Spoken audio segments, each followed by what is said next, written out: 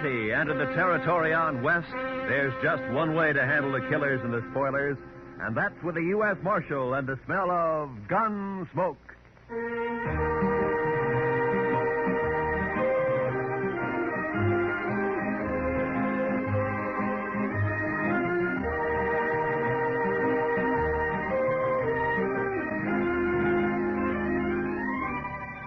Gunsmoke, starring William Conrad. This story of the violence that moved west with young America. The story of a man who moved with it. Matt Dillon, United States Marshal.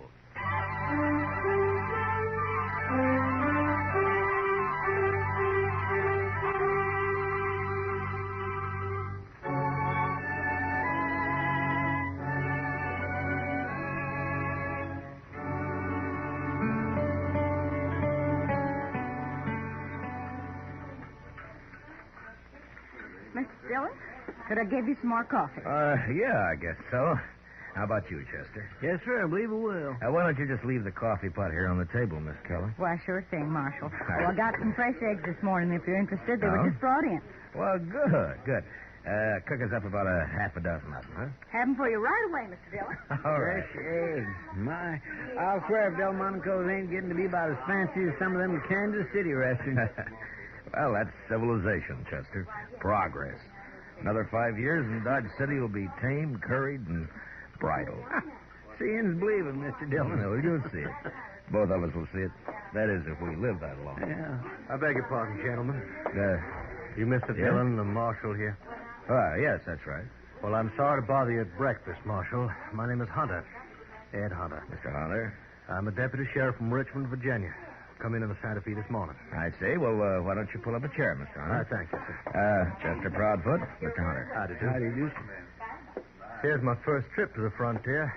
I find it a rather remarkable experience. I can imagine. Won't you have some coffee? I know, thank you. Marshal, I'm here to arrest two men who are wanted in Virginia. No? Here are the warrants and the orders of extradition. I stopped off for them in Topeka. Uh-huh. Yeah. John Allison. Calvin Moore. Both wanted for murder, huh? Do you know these men, Mr. Hunter? No, sir, I don't. Well, the names aren't familiar to me. I never heard of them. Have you, Chester? No, sir, Mr. Dillon. Well, I have some information that may help. Not much on Allison, I'm afraid. He shot and killed a bank teller at Greenbrier last spring. Oh? He's about 30 years old, dark hair and mustache, medium build, an excellent horseman and a confirmed gambler. Well, that's fine. That narrows it down to about 2/3 of the men in Dodge City. Well, possibly I can do a bit better in regard to Calvin Moore, Mr. Dillon. Now, he came down to Richmond from the north and set up practice as a medical doctor. He was about 29 at the time. And he ambushed and shot young Roger Beauregard and then left town. That was 17 years ago. Beauregard's been trying to trace him ever since. Oh, I'm afraid that's a pretty Well, I have a long time. picture of Moore, photographed. Oh? Of course, he was much younger than this. Oh, sometimes there's still quite a resemblance even after 17. Something familiar about that picture, Mr. Dillon? 17 years. He must be somewhere past 45 now, huh? Are you sure that these men are here in Dodge, Mr. Hunter? Reasonably so. Is there something about that photograph that makes you... Well, it's too blurred to tell much about it. Besides, he'd be 17 years older. Yeah, that's true. I tell you what, Mr. Hunter, suppose you leave the picture and the descriptions with me, and I'll check around town, and I'll keep in touch with you. Thank you, sir. Oh, I wonder if you might suggest a good hotel. Certainly. Why don't you try the Dodge House? It's a corner of Railroad Avenue at the end of the plaza, the East End. Tell the deacon I sent you. I thank you again, Mr. Dillon. And I'll be grateful for any help you can give me in this matter. Yeah, sure. So long. You want to see the photograph, Chester? Yes, sir, I do. Well, Mr. Dillon, that's... Yeah. What are you going to do, Mr. Dillon? I don't know, Chester. He's my friend. I never asked him anything about his life before he came here. Didn't seem to matter. But now the law says he's a murderer. I'm part of the law. So now it does matter. Maybe it's not him. No, it's him, all right, Chester. You saw it the same as I did. It's Doc.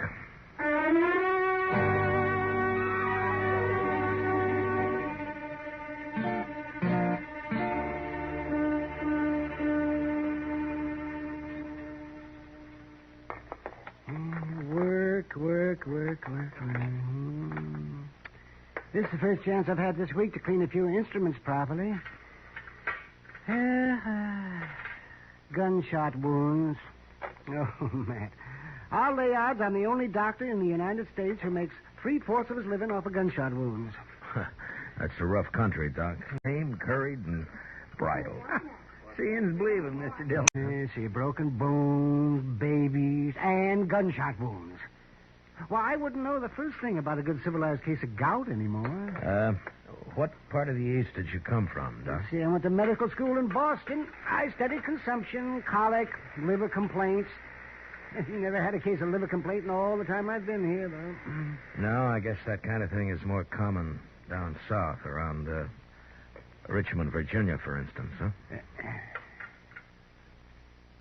Matt, stop beating around the bush.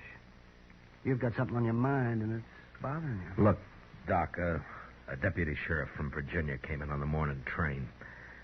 He's got a warrant for murder against a man named Calvin Moore. He's got a photograph of Moore taken 17 years ago. Would you like to look at it? All things are taken from us and become portions and parcels of the dreadful past. Are you Calvin Moore? It wasn't murder, Matt.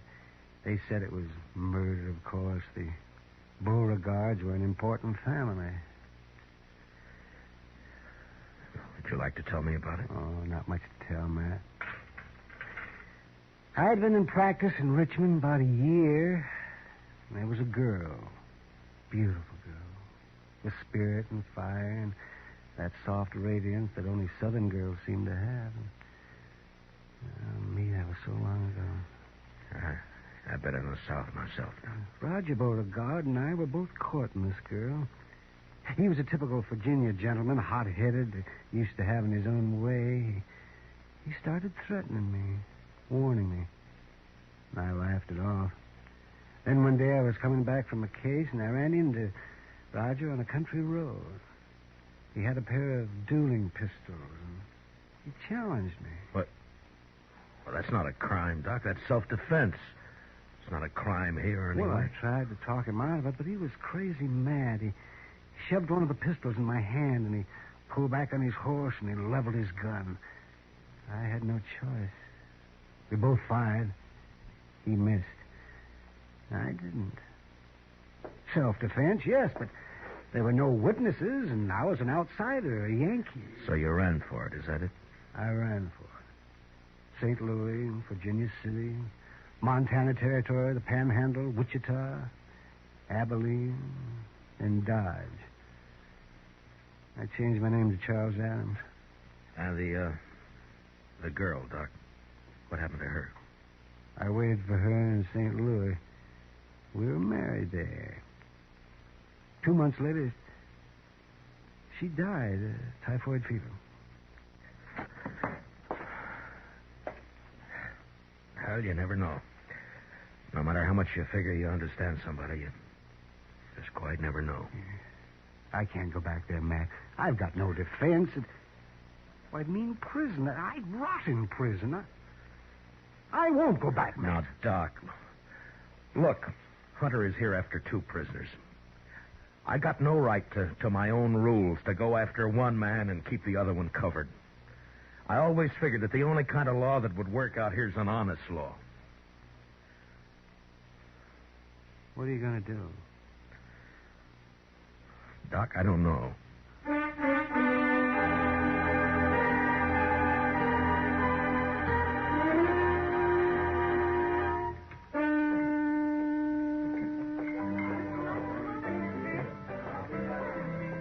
You're late, Matt. I decided you weren't going to stop in tonight. Is Chester around, kid? Yeah, over there by the faro table. Oh. Matt, what about this Virginian who's been hanging around for the last 2 days? Oh, Hunter? Yeah. He's a deputy sheriff, got a couple of warrants to serve. Why? Well, he's been asking questions. Some of the boys are getting a little skittish. Well, there's no call for it as long as they're not named Allison or Moore. Are you free now, Miss Kitty, or are you busy? What's it look like? Well, I figured maybe he was just killing time. Hiya, Marshal. Bunko? Bought you a drink, Kitty. Over on the bar. All right. Thanks. Matt, I'll be off in a couple of hours. Stop around. Yeah. Yeah, maybe. I understand you've got a rival lawman in town, Marshal. Well, there's a deputy here from Virginia, if that's what you mean. I always figured you were the law here. Is he short in this town, Marshal? Say the word, we'll run him out. I ever ask you for help, Bunko? Well, no. When a man's short in Dodge, I'll run him out. No offense, You Marshal. keep your own cinch tight. Don't worry about anybody else, huh? I'll see you, Bunko. I swear I never saw anybody with such bad luck in all my life. My gracious, he ought to swear off Pharaoh and stick to stud. Oh, Chester. The old Jethro Keener, he just lost 3 weeks' pay. And Bunko Benson, sitting right there beside him, mind you, picked up $230. So that's why he's feeling big. Come on, Chester, let's take a walk. Huh? Yes, sir. 3 weeks' pay. Mercy, I never saw such luck. What about Doc, Chester? He turned in a couple hours ago. That's when I came on over here. How's he acting? About as usual. No signs of planning to run out, if that's what you mean, Mr. Dillon. One thing he's doing, though, that he's never done before. He's toting a gun. Good evening, Marshal. Oh, hello, Mr. Hunter. Since you didn't come to me, Mr. Dillon, I've come to you. I'm wondering what progress you've made. Well, I'm still checking. Any results at all, Marshal? Well, I don't have much to go on, you know. Well, now, Calvin Moore was a doctor by profession. He might still be practicing. I suggest we investigate the local doctors. Well, that wouldn't take long. We've only got one, Doc Adams. How long has he been here? Oh, about 4 years. How old a man is he? Late 40s, I imagine. But he doesn't show much resemblance to that photograph you gave me. Well, maybe you're too used to him to notice the resemblance. Yeah, maybe. I'd like to look him over myself, Marshal. Well, he's pretty busy out on calls most of the time, and... Not all the time. No, not all the time. All right, Mr. Hunter, I'll bring him around.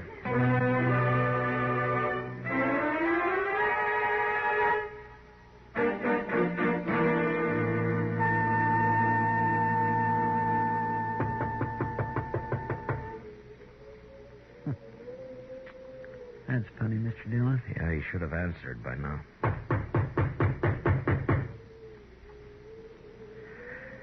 Well, we're wasting our time, Chester. He's gone. Well, now, he might have got called out on a case. Yeah, I know, but I don't... Hey, what? That was across the plaza, down toward the Dodge House. Come on, Chester.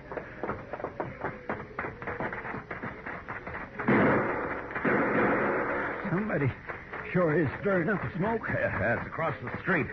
Edge of the railroad yards, I think.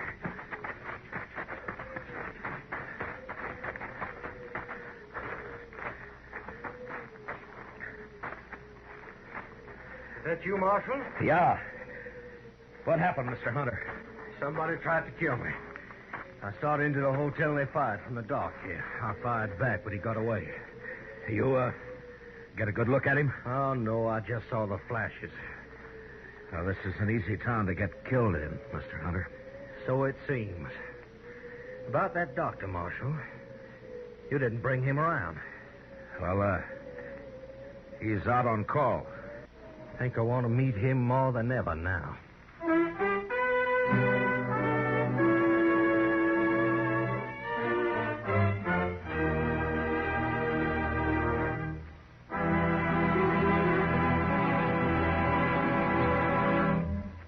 We will return for the second act of Gunsmoke in just a moment. But first, there's a world of wonderful entertainment awaiting you every weekday in the daytime with CBS Radio's roster of wonderful dramatic serials.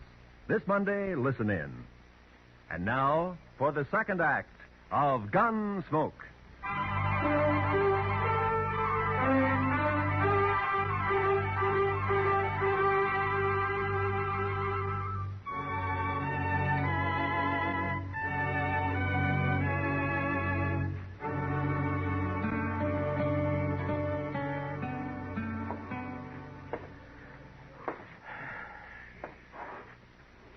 What time is it, Chester? 2:15 a.m., Mr. Dillon. Yeah. I sure hope we don't have to spend the whole night waiting here. I don't see how Doc puts up with the smell of all this medicine. He's used to it, I guess. Yeah. I suppose a man can get used to anything except dying. You think it could have been him that fired those shots, Mr. Dillon? Chester? There's somebody coming.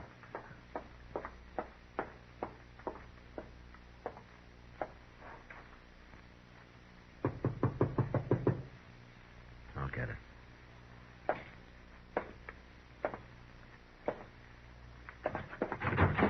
Doc, Marshal. Come on in, Bunko. Doc's not here, but he'll probably be... Oh, what happened to your arm? I got thrown into a barbed wire fence. Here, let's have a look at it, huh? No. It's all right. The gunshot wound. All right, hold it, both of you. Well, is that the same gun you tried to kill Hunter with, Bunko? Stay where you are, Marshal. Yeah. Around 30 years old, dark hair, mustache, medium build, excellent horseman, confirmed gambler. Wanted for murder.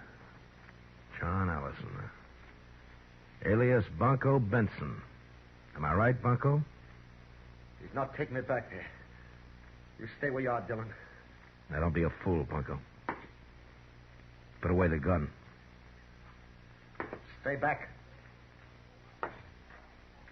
I'm warning you. Bunko, look! All right, Chester, let's get him over to the jail.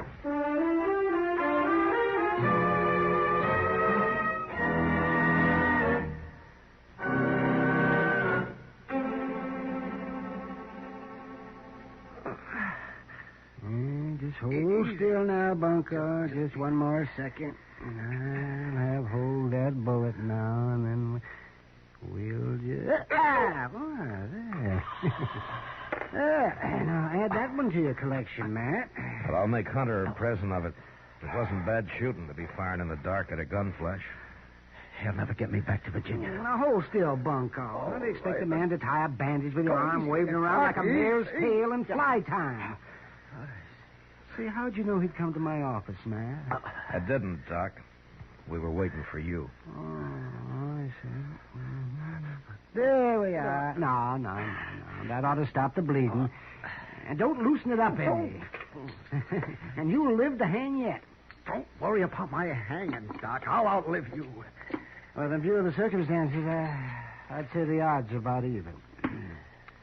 Well, Matt, shall we adjourn to the front office? Yeah, come on, Doc. Lock the cell, will you, Chester? Yes. Well, I turned in at 10 o'clock tonight. I got 1 hour's sleep. They called me over to Mrs. Behan's. She thought her baby was on the way. False alarm, of course, usually is the first time. And I got back and I came straight over here. Doc, you were wearing a gun earlier today. What'd you do with it? Oh, I put it back in the drawer where it belongs. I realized I was acting like a fool. Was that where you were waiting in my office? Somebody had tried to kill Hunter, and you thought... Look, Doc, I've tried to think of some way out of this. A way out for both of us. I got one man under arrest back there now, and I can't rightly set myself up as a judge and free the other man. I'd even hoped you'd cut and run for it. You'd get away if you did, you know. Hunter doesn't know the country. I've been running for 17 years, Matt, and it's still caught up with me. I'm too old to run any farther. What are you going to do? I'm a lawman, Doc, right or wrong. Well, then, guess I'm under arrest, huh?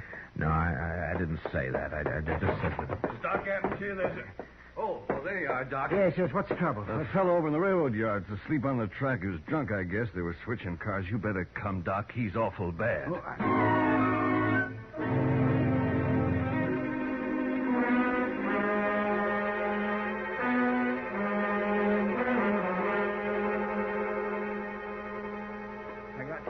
Mr. Dillon, that ought to be enough. Good, Chester. You ready, Doc? Ready as I'll ever be. All right, let's go then. He said near the loading pens down this way, I guess. Yes, sir. It looks like some lights over there. People around. Marshal, is that you? Yeah. Oh, Hunter.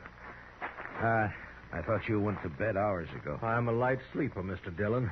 I heard there's an accident over in the yards. Thought it might give me a chance to meet your local doctor. Well, I guess you can meet him right now if you want to. Doc, this is Ed Hunter. Doc Adams. How do you do, sir? Mr. Hunter? I got one of your prisoners locked up, Mr. Hunter, John Allison. Known here as Bunko Benson. Good. I just found out he's the man who tried to kill you tonight. He caught one of your bullets in his arm. Oh, I see. Why, then it's one down and one to go. Just Calvin Moore. Dr. Calvin Moore. This is no time to stand around making chin music. I'm sorry, Well, Hunter. that's quite all right, Marshal. I'll go with you.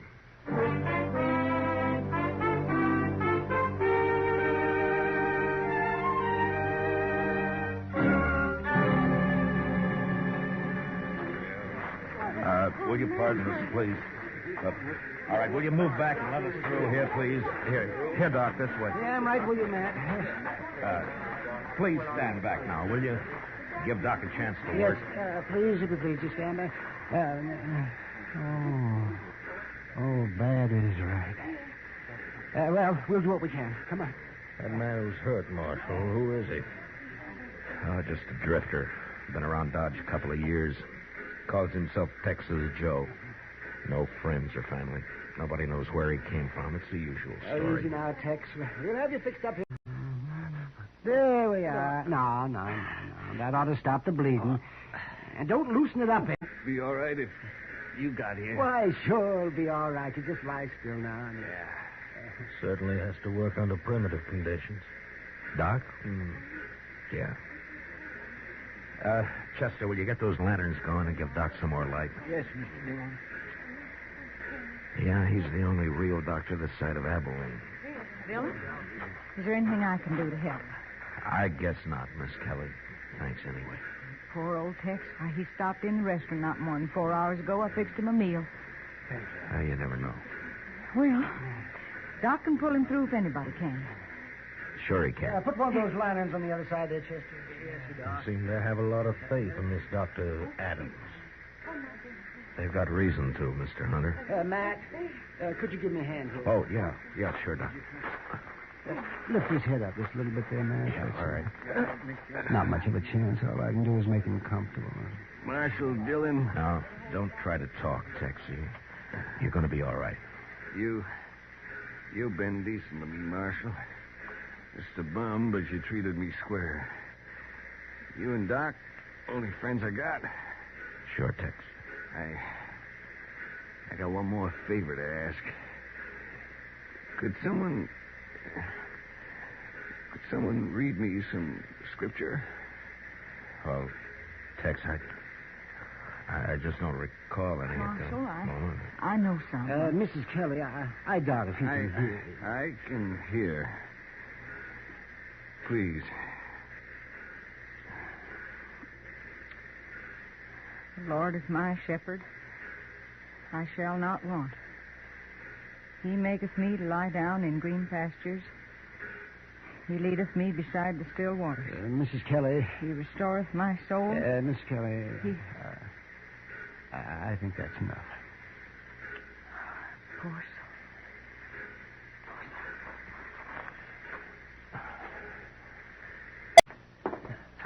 He said near the loading pens down this way, I guess.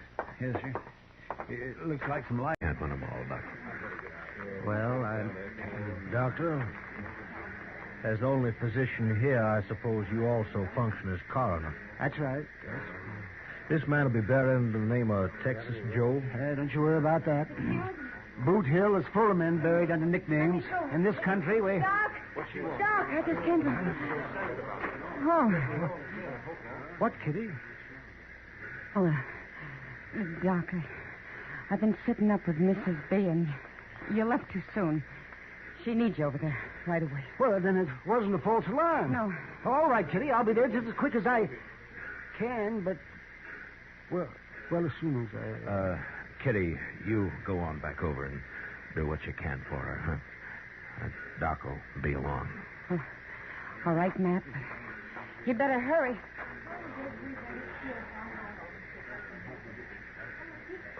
Well, Mr. Hunter, Gentlemen, this seems to have been my lucky night. Both my fugitives located within an hour of each other. I guess there's nothing I One can of do. them safely in jail and one of them dead. What? Didn't you notice the resemblance, Marshal? That Texas Joe there, he's obviously the man in the photograph. I saw it immediately. Well, Mr. I hope Hunter, you'll take all the necessary steps to see that he's buried under his real name, Calvin Moore. His death, of course, closes the case, and I'll be leaving for Virginia with my other prisoner tomorrow. Well, Mr. Hunter, I just don't know what to say.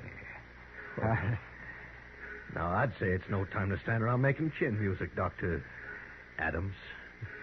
You have a patient waiting, and this town seems to depend on you. Well, of course, but... Hey, you got work to do, Doc. And, Doc, make sure it's a boy, huh? Well, I'll do my darndest, Matt. Yeah. Well, good night, gentlemen. Good night, Doc. Good night, Doc.